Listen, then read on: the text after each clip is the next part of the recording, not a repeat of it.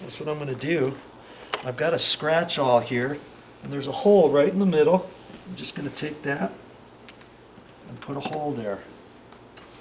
Right there, that's where my screw's going to go.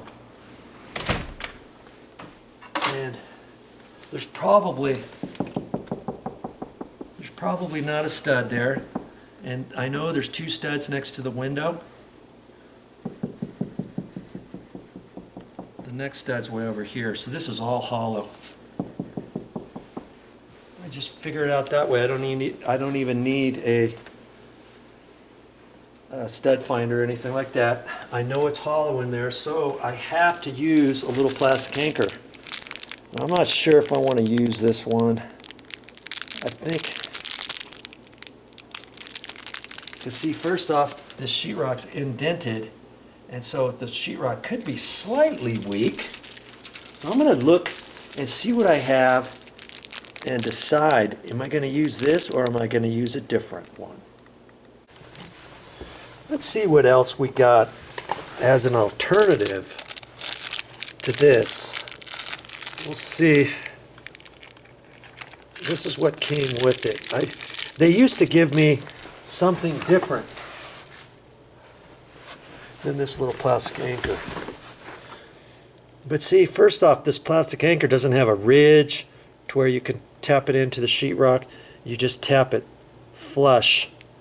But it's so thin, and the ridges aren't very defined.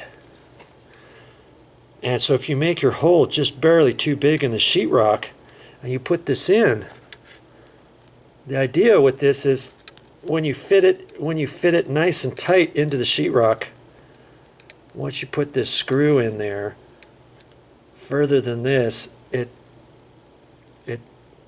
breaks. There's a little plastic thing in here. It kind of bulges this out both directions. See, like that. That's how it goes. I'm trying to do it there. As you put this screw in, then that folds out a little bit and it keeps it nice and tight up to the sheetrock. Okay, so that's their way. I was gonna see what I had, and I've got some anchors, some wall anchors here. Anchors, hollow wall, and this is for number 10 and number 12 size screws, wood screws.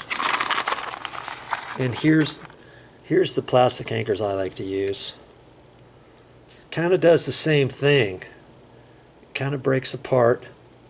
Okay, once you get in there, or it bulges out far enough, depending on how long of a screw you put in there, it bulges out. And see, it's got this little edge lip, and sometimes, most of the time, I'll tap that so it's flush into the wall.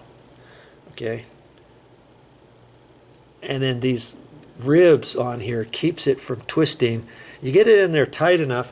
The idea is once you put the screw in there, you're going to screw it in here without this thing twisting in your sheetrock wall.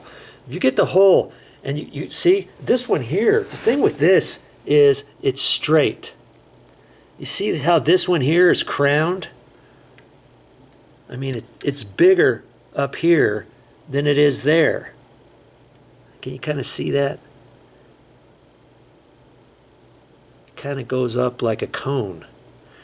So I make the hole about as big to fit that much into the sheetrock, and then I'll tap it in with the hammer, and that makes it nice and tight. This, you can't do that. It's just the same size all the way. That's why I don't like to use this kind. If I was putting this in concrete or in wood, well, I wouldn't have to put it in wood, but like concrete, drill a hole or something, put that in there, I could do something like that. So I'm thinking I'd like to use this. And this screw here is probably a number 12. It's pretty big. And these anchors are 10 to 12. And then you got smaller ones, 6 to 8. And you even have bigger ones than this, 12 to 14 or 6, something like that. This is designed to fit number 12 screws as well as number 8, as well as number 10 screws. And I put some screws in here, and I think they're the same. See, they're about the same thickness as this other one, and I believe this is a 12. This happens to have a round head on it. This one's got a flat head, but it doesn't matter because we're going to be screwing it into this wall anchor. And sometimes the screw, when it goes in, I think it's designed to go as tight as you can, and then this will go right through the rubber and it will seat up against this. See how it's concave? That's why they give you a screw like that. And you tighten it up far enough, and then this pops through the rubber. That way when you look at this, you don't see this big fat screw on there. Let's see if I can. Boy, they used to make the screws smaller too. But see, I could do that, or I could use a sheetrock screw. That's and it's got big threads. First off, that would go through easier into that. Okay, and out the back, and I can suck that easier down into back through the rubber. I might just put it in with this sheetrock screw. Okay, so I think I'm going to say, thank you, but I'm not using you. I'm probably going to use these. These are my bread and butters. But here's something else I could use. And last time I went to the store, I couldn't even find these. They were a different ribbed, little ribs, this way, this way, this way, and this way, not the length. And a lot of times, and they're not as stiff as this. It kind of looks like this. Then we try to tap it into the wall. Sometimes they want to bend right in here, because I don't make the hole so big. You know, I only make it that big, and I tap this in with the hammer.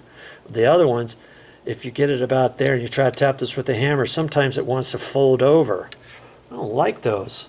Well, last time I was at the store, I couldn't find these. So these are worth their weight in gold.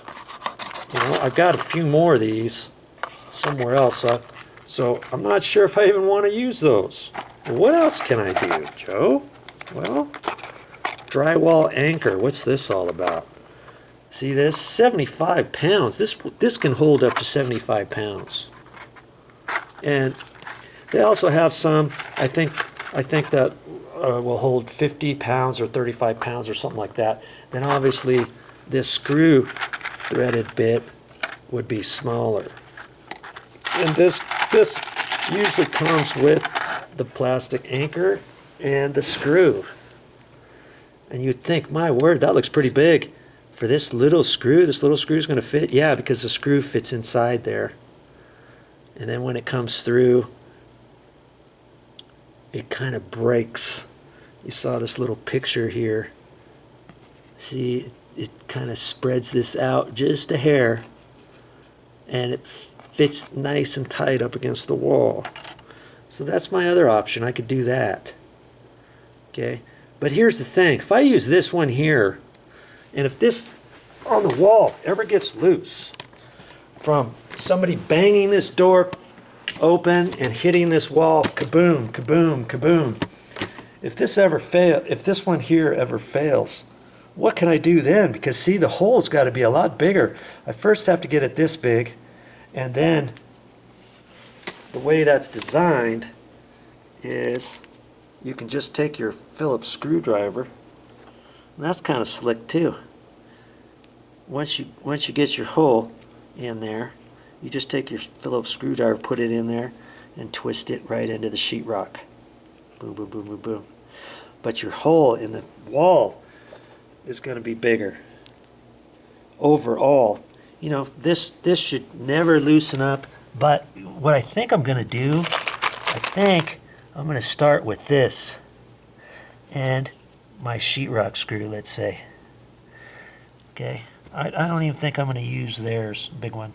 I think I'm going to do this, And then if this ever loosens up from the constant banging on the wall or something, and if this fails down the future sometime, I can pull this back out and the hole will still be small enough so I can take a plastic anchor like this and screw that right into the hole where I pulled this out from.